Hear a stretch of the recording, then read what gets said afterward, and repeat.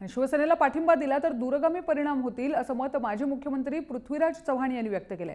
पक्षश्रेष्ठी जो निर्णय घेतील तो मान्य असेल असंही त्यांनी सांगितलंय। आणि या दरम्यान पृथ्वीराज चव्हाण यांच्याशी बातचीत केली आमचे प्रतिनिधी सचिन सावंत यांनी। पक्षश्रेष्ठींना देखील या बाबतीमध्ये त्यांनी विचारणा केलेली आहे, त्यांना माहिती पुरवली गेलेली आहे। परंतु लवकरच या बाबतीमध्ये दिल्लीच्या पक्षश्रेष्ठींच्या बरोबर ही चर्चा होईल।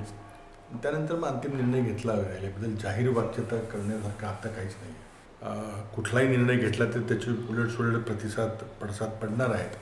त्यामुळे हा काही इतका साधा निर्णय नाही की तो सहज बसल्या आपलं कोणीतरी दूरदर्शनवर किंवा टेलिव्हिजनवर लगेच सांगून मोकळा होईल। त्याकरता आपल्याला काही गंभीर चिंतन करावं लागेल, कारण त्याचे दूरगामी परिणाम बरेच होतील आणि त्याचा परिणाम फक्त महाराष्ट्राचा नव्हे तर देशाच्या काँग्रेस पक्षाच्या बद्दल हा एक परिणाम होणार आहे। म्हणून खूप विचारपूर्वक हा निर्णय घ्यावा लागेल।